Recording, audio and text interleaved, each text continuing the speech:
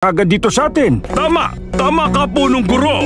Tama ka dyan! Kaya ni Yuno at makakabalik naman kaagad sa atin si Asta. Yung libro na nakuha ni Asta, totoo nga kayang isang grimoire yun? Walang magic si Asta. Paano siya nagka-grimoire? Hindi ko alam. Pero ang bagay na yun ay